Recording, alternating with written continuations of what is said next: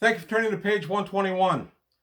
Today we're going to begin a series of 5 videos where I'm going to be celebrating GM's Day. Happy belated GM's Day to all of you GMs and DMs out there. And GM's Day was March 4th, Saturday. And this is the first of 5 videos that are going to feature items that are on sale on DriveThruRPG under the GM Days sale. That runs until March 14th. So the first item you can pick up at a bargain is Battletech, the Battlemech Manual. This is, of course, the hard copy of it. And I'll show you the contents of this book, and then I'll let you know what the regular price is and then what the current price is to buy the PDF off of DriveThruRPG. I don't work for DriveThruRPG. I have nothing to do with them. It's just a good opportunity to grab some books that you might not otherwise have thought to buy, and you can get them on a sale. So that's it. Also, just subscribers, please do. Patrons, please take a look at it. Help support the channel. End of commercial. Back to important stuff. Battletech Battlemech Manual. Today on page 121. Before I get started taking a look at the Battletech Battlemech Manual, I wanted to show some of the old Clicky Tech, the Mech Warrior Hero Clicks for Battletech. We have a vintage toy store not too far from our house, and they happen to have a couple of these on the shelf for a great bargain price. So my son Pat picked these two up for me. I tried Clicky Tech. I tried Hero Clicks, for that matter, back in the day. They weren't for me. But what I did like about Clicky Tech, at least, was you got tanks. I like these tanks. I pretty much rip them off the base and mount them on a hex base, and I can use them in gameplay in Battletech. I also like that you got infantry. And got one more piece of infantry here. As soon as I get it out of the little cup, there we go. So you got one kind of support vehicle, a couple pieces of infantry, and a mech in each set. And the mech in this case is whatever the heck this guy is. He is an aggro mech. This is why I hated Clicky Tech. This is why I didn't like the whole Mech Warrior Dark Age. We went back to what they thought we wanted, which was back to old cobbled together mechs that didn't work very well. That is not what I liked about Battletech. I came in when that was still a thing, just as the clans were coming in, and I thought they made a great move forward, getting away from aggro mechs and such. But at the Jihad era and afterward, the Dark Ages, that's where Battletech went. So there you have it. That's just a quick look at the contents of the Clicky Tech Battletech. This is right around when I stopped playing Battletech. I bought a few packs of these when they were first out, and I've gotten a couple now from the vintage toy store. And I'll use various pieces in my regular game. But there you have it. Now, back to this regularly scheduled look at the Battlemech Manual. The Battlemech Manual, this is the one that talks about combat between mechs only. It doesn't have the information you would need to include tanks and stuff like that. There are other Battletech rule books that do that. I don't have those books because I have the old rule tanks and other rule sources. This guy is available on DriveThruRPG as a PDF at $6.99 down from $9.99. So a chance to save $3 off this guy.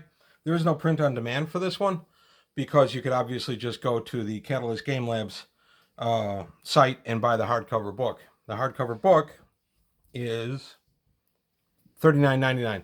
Also, Catalyst Game Labs, just to let you know, if you buy a hardcover book, just like at Mongoose Traveler, you buy the hardcover book, you get the PDF as a free add-on.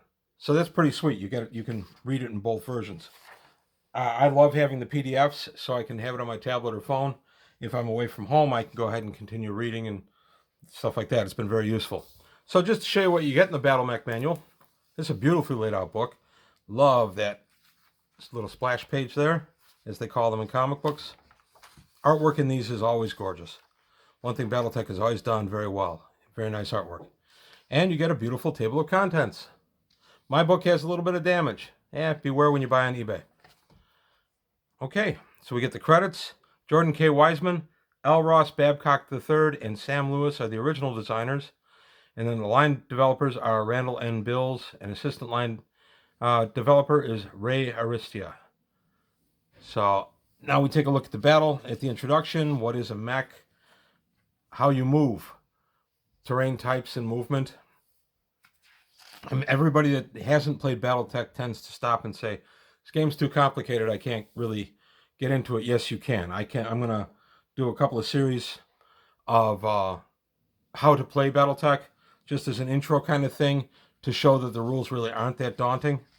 And this book certainly does a nice job with the rules and walks you through everything you're going to need.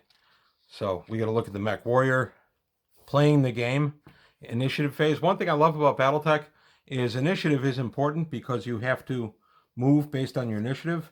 So positioning becomes very important, especially mid and late game. But all damage, all firing and all damage are accrued at the exact same time. So I can't kill your mech before your mech has a chance to respond. Anybody who plays Warhammer 40K knows that pain. If I can eliminate your unit before it's your turn to fire, that unit's off the table, he never gets to fire. That's now how it is in Battletech. In Battletech, even if my mech is destroyed, he still gets to fire before he is destroyed, because all the combat is simultaneous. I always like that about Battletech. And now we get into the movement phase. Movement is, there are three basic types of movement: walking, running, and jumping. And each gives a modifier to you as the pilot who's going to be firing the gun, and a modifier to your opponent for somebody who's going to be shooting at you. And I'll do a movement video when I do the how to play. So there you have it. And then you can be immobile, you can be prone. There's a couple other things: moving in water, moving through forests, moving through rubble. Those are slightly more advanced rules. You don't have to start the game playing with those rules. And in fact, I would recommend you just get used to the rules first and then start adding the more complicated ones. So now we go to combat. Combat is a lot of fun in Battletech. They have a great little anagram called Gator. Gator, this is how you decide what your hit number is. It's the gunnery skill, it's the G. The attacker movement modifier is the A. A target movement modifier is the T.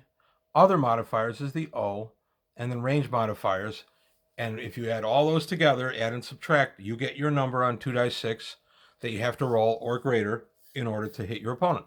It's really that easy. One thing about Battletech that I also love is you have to declare all your attacks before one gun fires. So if I decide I'm going to fire everything I've got into the mech over there, and I get a lucky shot and happen to take the head off the mech with my Gauss rifle, and the mech is destroyed on my very first shot, my other shots are wasted.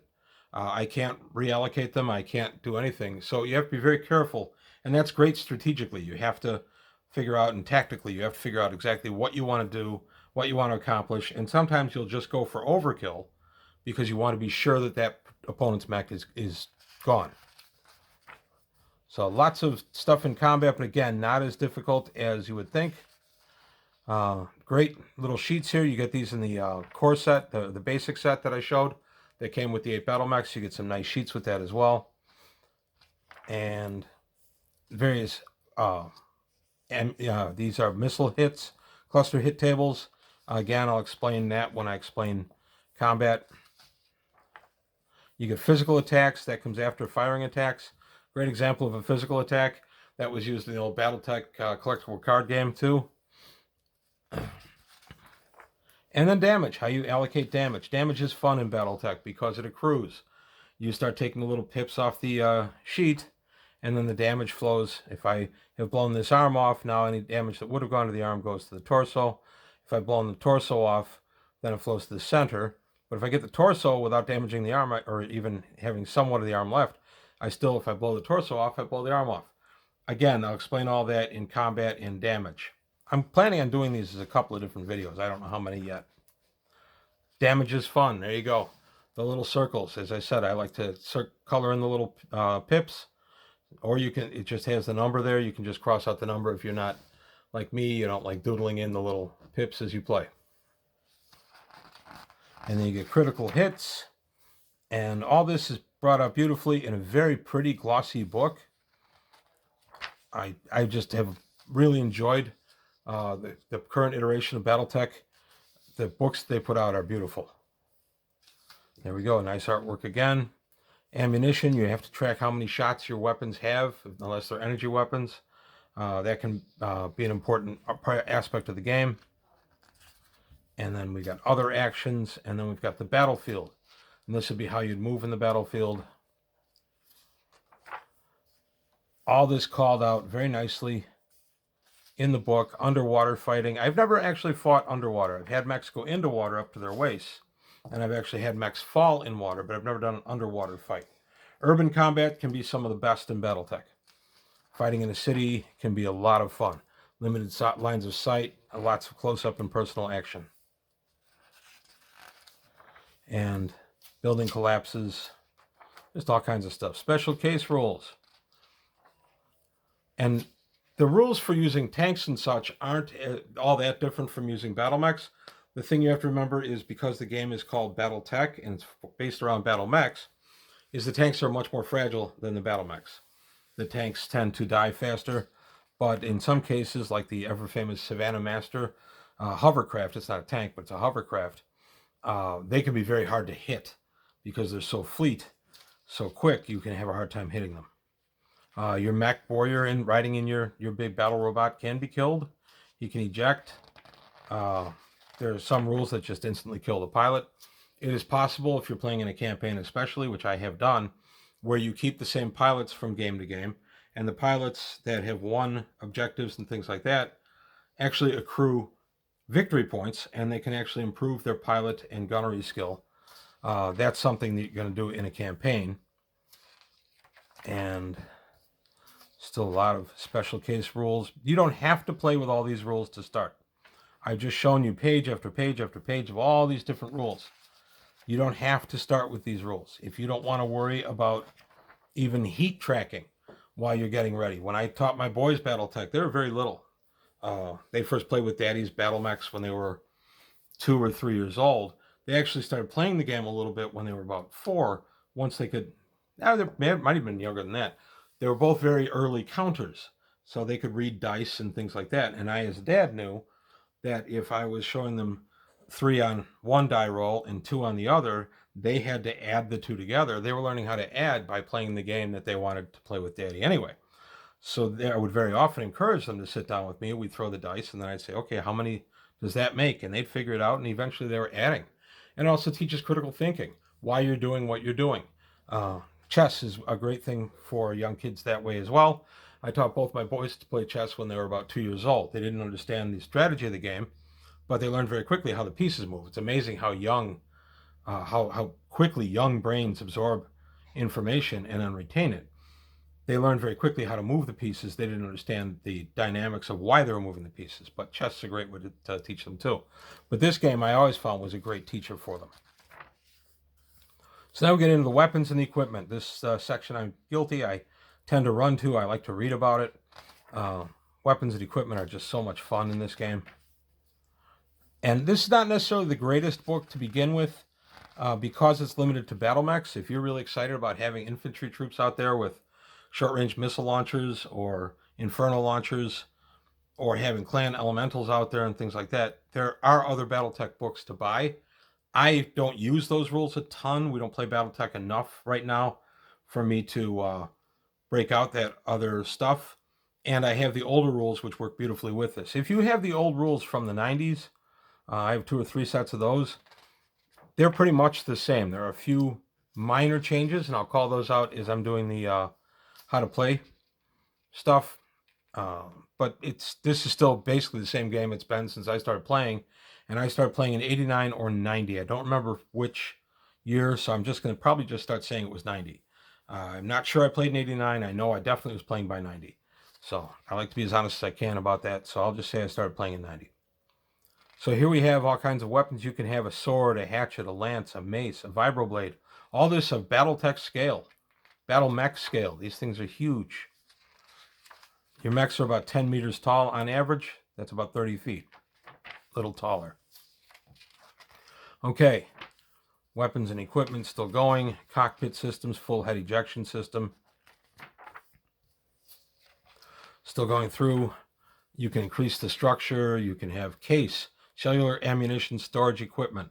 Clan mechs automatically come with that. That means if they have an ammo explosion, The case holds it in that. It's an armored section.